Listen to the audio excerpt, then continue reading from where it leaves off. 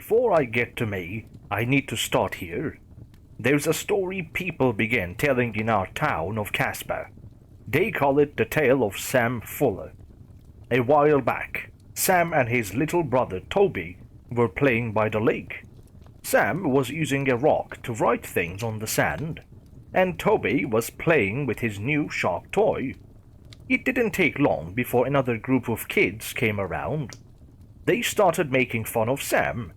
Apparently, he would talk to himself in the mirror at night, and that story got out. The bullying persisted, and the boys demanded that Sam and Toby swim to the middle of the lake. Sam protested, saying Toby was too little and couldn't swim. That didn't stop these boys. One of them threw Toby in while the others held Sam back. The main bully started throwing rocks at Toby to get him to swim deeper. It was obvious he was struggling, but his fear of the rocks instinctively forced him to go deeper into the lake. Sam fought to escape, but it was to no avail. Toby didn't get far before he started going under. The bullies were too busy dealing with Sam to notice. A rush of adrenaline hit Sam. He gouged one bully's eye, grabbed a stick, and pierced another boy's leg with it. Sam dove into the water and swam as fast as he could to rescue his brother. By this time, Toby had gone under. There was no sign of him in the dark, murky water. Sam frantically looked for Toby. He bawled and screamed in between dives. Eventually, he had expended too much energy, and he began to go under himself. Coming to the realization that his brother was dead, Sam stopped attempting to swim. As his body gradually approached the lake's dark floor, he felt nothing but pure hatred. As he descended deeper, water entered his body, and his lungs began to collapse. It's speculated that his last thoughts were that he would give anything to get his revenge. Shortly after is when the disappearances started. The city was already in mourning due to the loss of the two boys' lives. That story had been manipulated by the bullies, and was said to have been a terrible accident, no questions asked. Didn't take long before children started saying they saw a creature at night. The creature allegedly had pale and permanently red skin. Its face was said to lack facial features, except for an abnormally large mouth, one that was constantly muttering. One of the bullies was quickly found dead, impaled by dozens of sticks. Another was found dead in the lake. He'd been tied to a rock and drowned. His eyes had been gouged out. The final bully and his family moved out of Casper shortly after. Those in the know say the creature is Sam Fuller, reincarnated. That he'd made some deal with the devil to come back at the cost of his soul. That had been the price he was willing to pay to get his revenge. Rumors spread that there were 3 signs he was coming for you. First, you'd be left a toy in a weird place, giving it a deeper meaning. Next, he'd carve you a message with a rock. Finally, he'd give you a glimpse of him in the mirror 24 hours before you die. The mental toll this took on you seemed to be its primary weapon. Those in town didn't seem too bothered by him going after the bullies. They justified it. Except it didn't stop there. Lowlives started to go missing. Rebellious teens were next, and then it was children. Eventually, anyone who did things the creature didn't like became a target. It became an unwritten rule in Casper that if you wanted to be left alone, there were certain things you needed to avoid. Going to the lake after dark, or ever messing around near it was strictly prohibited. Throwing rocks was another. Lastly, you couldn't speak ill of Sam or Toby Fuller. Once these ground rules were understood, things started calming down. The last alleged victim of Sam Fuller was a little girl named Verona White. Anyways, I hate to force all of that on you, but it's important to understand how and why things work the way they do in this town. I'd been overseas for years, only recently returned, and I missed that entire chapter in the history of Casper. When I returned, I had decided to make up for lost time. I unpacked at the old family cabin and did some maintenance in the shed, including a little painting. The shed was not in any condition to be useful at that point, and the work to make the necessary changes was extensive. I noticed a bottle of vodka in the liquor drawer and emptied it out. I decided to fill it up with something more appropriate. All in all, it took about a week. After I fulfilled my obligations, I wanted to reach out to an old friend. It had been forever since Mark and I had gone fishing, and it was about time we changed that. Today, Mark was late. I'd gotten to the lake just before dawn, and the weight was beginning to wear on me. We'd always started fishing at the same time, and yet, today, he was at least 45 minutes late. There wasn't much to do, so I began skipping rocks. The light from the moon was replaced by that of the sun, and after a while, I simply sat down to wait for him. He arrived soon after. "You're late," I said. "Don't want to get here too early these days," he replied. "Why? The kids around here are a problem nowadays?" I asked. "Something like that," he said. With that, we pushed his canoe into the water. I was filled with a rush of familiarity. The cool breeze washed across my face, reminding me of my many trips out here. I'd never forget the scent of this lake as long as I lived. "I heard you've gotten yourself a few medals," he said. "I would have preferred if I hadn't," I replied. He chuckled. "Makes sense." The hours flew by. We did some catching up, but mostly just enjoyed nature in its purest form. I don't know exactly how long we were out there. I suggested we head back, and Mark agreed. I tried to adjust my position on the boat, but lost my balance stepping over some rods. I fell into Mark, knocking him into the water. I had started laughing, but Mark immediately started to scream. "It was an accident! I swear it was an accident!" It was hard to tell. It looked like flailing from where I was standing, but it appeared Mark was trying to gesture something. His face was pale, and his eyes were darting back and forth at his surroundings. "Yeah, I know, Mark. That was my fault," I said, reaching my hand out towards his. "I'm not talking to you," Mark gasped, grabbing my hand and struggling back into the canoe. "Well, then who the hell are you talking to?" I asked.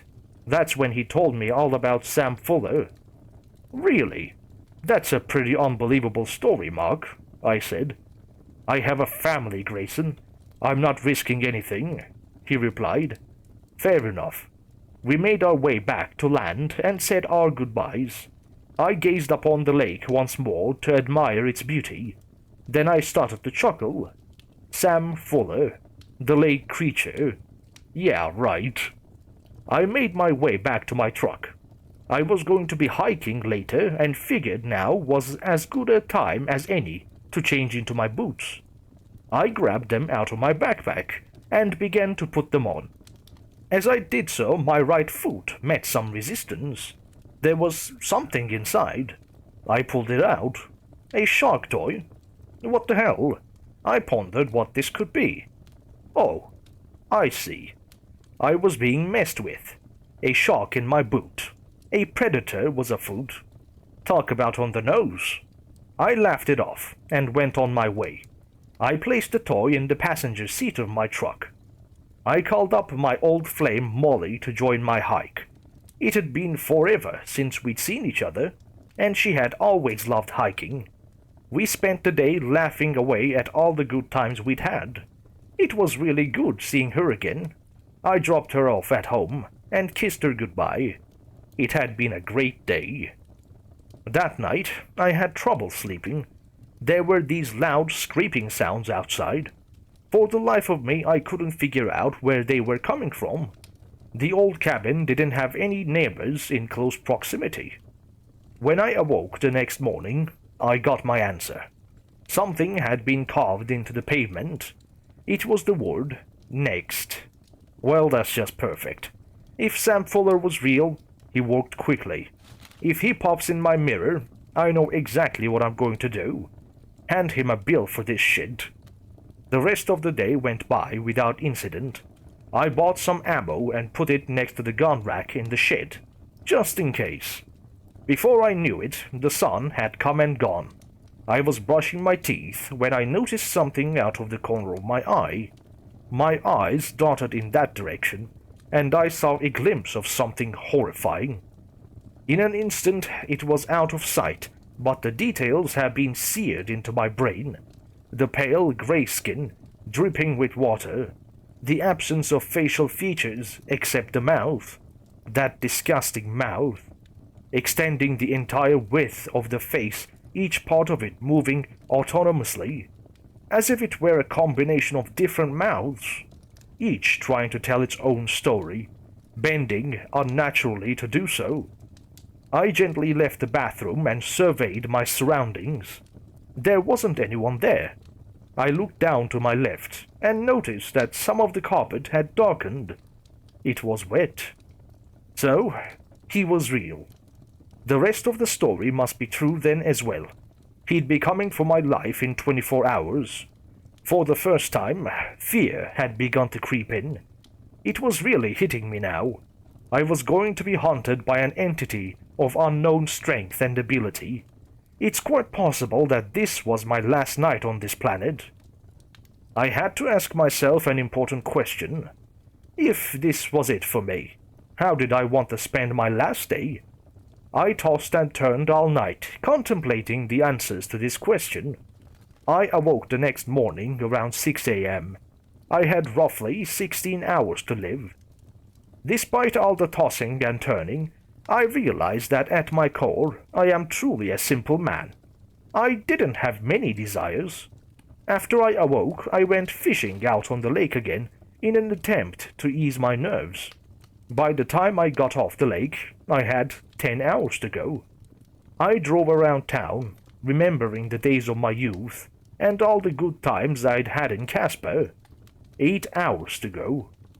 I went to the firing range to see how rusty I was. 6 hours to go. I hit up Molly again. If this was my last day, I wanted to spend my last few free hours with her. I took her to dinner, and then we rekindled some of the old magic for a bit. Before I knew it, it was time to get back. There was 1 hour left. The sun had set. Only one last thing to do. I made it back to the property with about 20 minutes left. I grabbed the shark toy and one another thing from the seat, and headed inside the cabin. From there, I made my way over to the kitchen. I browsed through the liquor cabinet and found the recently filled vodka bottle. In one hand was the bottle, the other held the toy that had forewarned me of my impending doom. I wanted things to be on my terms, and I headed over to the shed. Inside, I looked to my gun rack. It was empty. The ammo was missing too. Yep, only one last thing to do. I took a seat on a bench at the far end of the room, and I drank away. I don't know exactly how long it took from that point on before I heard the rustling outside. Should have been minutes, but felt like hours. My mind was racing, and it all blurred together. I knew exactly what was coming. That's when the door creaked open. Sam Fuller, I presume, I said, turning around in my seat. There he was, in all of his disgusting glory, every inch of his grey figure dripping.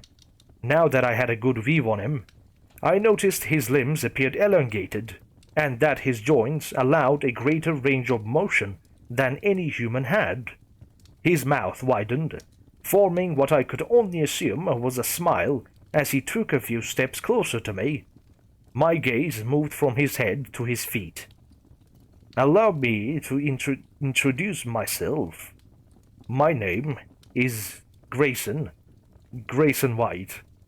The mouth didn't flinch, but there was a little movement where the eyes should have been, almost like little circles where, hiding underneath the layer of gray, this thing called a face. You took my guns. Now I'm just a helpless drunk, I stammered. I continued. If that's what you thought, you'd be wrong. I waved the bottle in my left hand.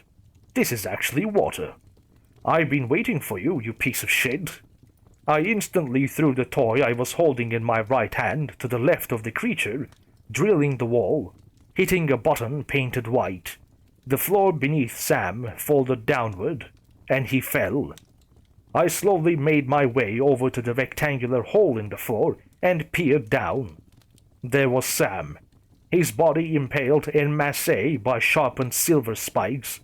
He wailed a grotesque howl as pus exited his many piercing wounds. I don't know your state of consciousness or awareness, so I don't know if you understand me or not. But like you, I tragically lost a sibling. I pulled the other item I'd taken from the car out of my pocket. A remote. It had 3 buttons lined up vertically in the middle. I hit the top button. More spikes shot out horizontally, piercing him further, and dismembering his form. By the wails, I could tell that despite being ripped and torn apart, he was still alive. Good. Also, like you, I would have done anything to get revenge. I hit the middle button on the remote, and sprinklers rained down from above over the hole. The stench of gasoline filled the air. It was so strong I could taste it. My foe peered up at me, and even without eyes I could tell he was staring bullets through me. The funny thing about revenge is that it's short-sighted. If you justify revenge against others, you will give others reason to justify revenge against you. It's a never-ending cycle. I didn't start it. You didn't start it. And neither did the boys who killed your brother. But we all perpetuated it. I sighed. My arm extended, and I slowly wagged the remote back and forth. With my other hand, I methodically moved my pointer finger closer and closer to the button on the bottom, pausing for a brief moment. The truth is, Sam Fuller, we are the same. I, like you, am a part of this cycle. I've been a part of it for a long time. I know eventually the cycle will come back for me, but today, it's come for you. For Verona White, may you rot in hell, I said, pressing the 3rd button. The hole was immediately set ablaze. The heat was tremendous, and parts of my skin singed. I didn't budge. It was worth it to keep my eyes on this pitiful creature burn straight to hell. I waited until the flames waned, pissing on the ruins to douse the final embers. I looked down at my handiwork and saw the burnt remains of my prey. I'd avenged my sister. I admit I had expected there to be more remains. It was almost like all that was left was a burnt outer husk.